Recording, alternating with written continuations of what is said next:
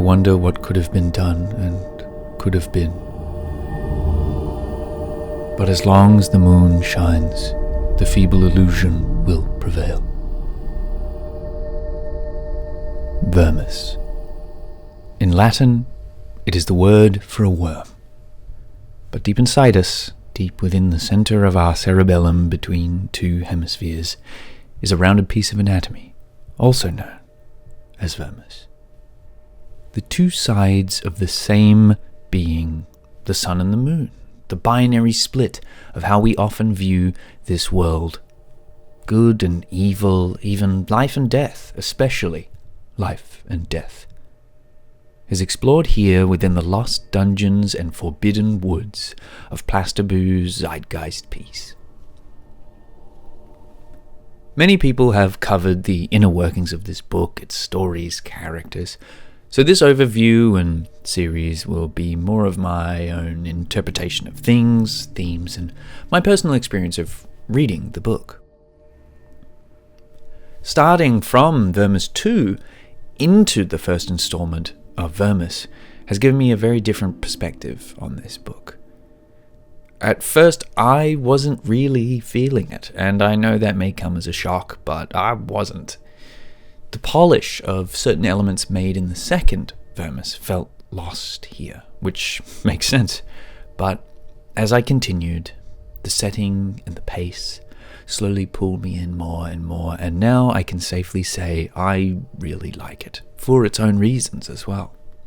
The world of Vermis and Godhusk is one of cycles and of trials, but not trials of exclusively challenge or obstacles to overcome, but trials of introspection.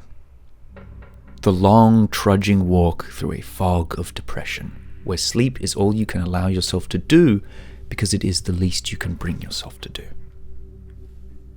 The fear of dying, the fear of failure, the fact that no matter where you go or with who, you will be lost. Lost at some point in some place or state or thought, and only you can find a way out. It's a grim notion, but Vermis's dark expanse of abyssal dread is also, I feel, an exploration of freedom and hope. Its hope comes from the idea that there is hope, that you don't need a grand design, a divine purpose ordained to you that inherently has value to it all, a quest, a great quest to complete. Sometimes, all you need in times of struggle is to recall that others struggle alongside you, with you, and that carrying on is a worthy task in itself. It is not easy, but it gets easier. And doing that is a worthy achievement. Small joys, conversations, can bolster you, push you forward. Things could have always been different. A sea of people walking among a million paths in a labyrinth with only one exit. If I had turned right here, where would I be? But it's okay. Because there is only one exit, far away, one we all share. And in between are a myriad of things, people, magics, horrors and loves, places to see, learn, endure, and grow from. A sad, lonely night, a fallen friend. It's all so sad, but pushing forward, the glint of a ring, a story within a solitary cabin, the tale of someone posing as a witch. It pulls us as we walk, I find, anyway. Something I noticed when comparing the two books was that the first has less human faces. People in Vermis are usually clad in armor, or nothing but skeletons. The idea of being clad in armor could be a metaphor for so many things. Because underneath, we're all just flesh. And which flesh is your flesh? If we're all wearing armor to protect our flesh until it's nothing but bone, is it better to be exposed, to see other people's eyes with our own? Or is it we are all just skeletons, clad in the armor of flesh, with that clad in armor, just trying to experience life before death?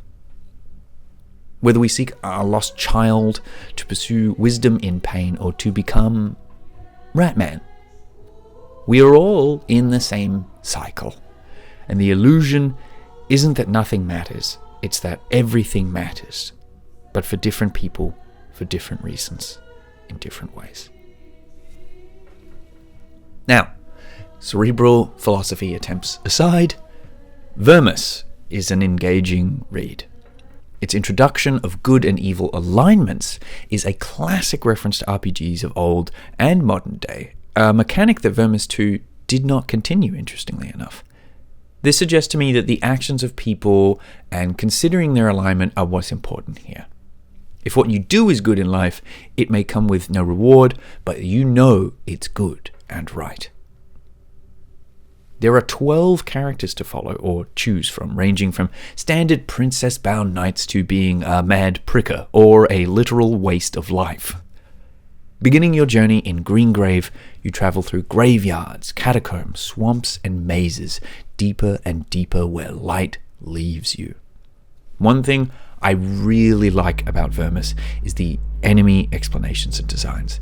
Love a good enemy catalog. The witch head with a tongue weakness, these bone puppets, and there's a lot of witches too. That's another thing that Vermis seems to have in droves.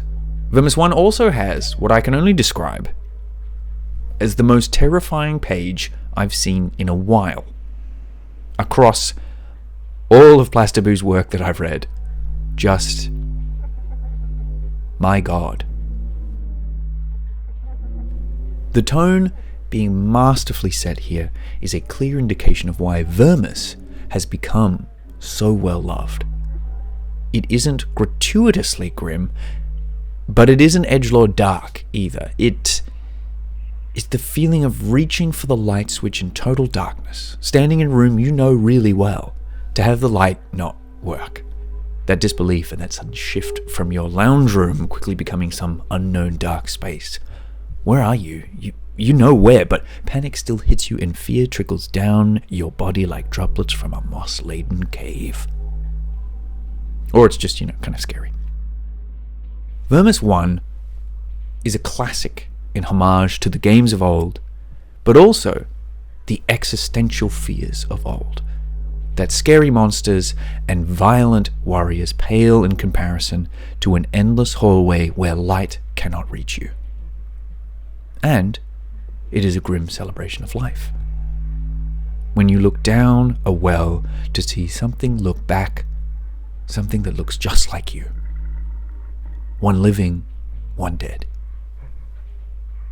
Vermis was both what I was expecting and not, in a way. I'm interested to go through and look in depth a bit more to the locations, characters, and themes. The association of flesh with good or evil is immediately interesting, with evil or death being personified by skeletons, fleshless beings. And there's so many characters as well. I'm really curious, as in which flesh is your flesh? It's almost asking, like, what is your moral compass? And if your flesh is gone, then you're a skeleton, but are you dead?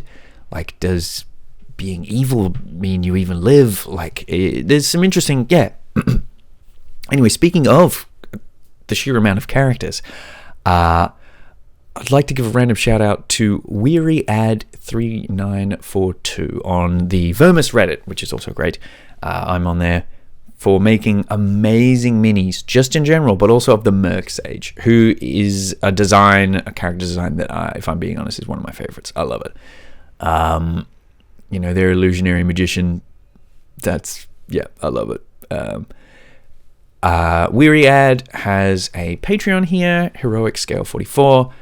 Link in the description. Check it out. They've also made little minis for a bunch of other things. I'm pretty sure they have a God Husk one as well. That's awesome. hell yes. I really would like to get one of those. Anyway, this has been my quick overview of Vermis, ready to dive deeper down the well. For more, I've been Haunted Picnic, and I'll see you all next time. Good and evil, even life and death, especially life and death. Ow, cat.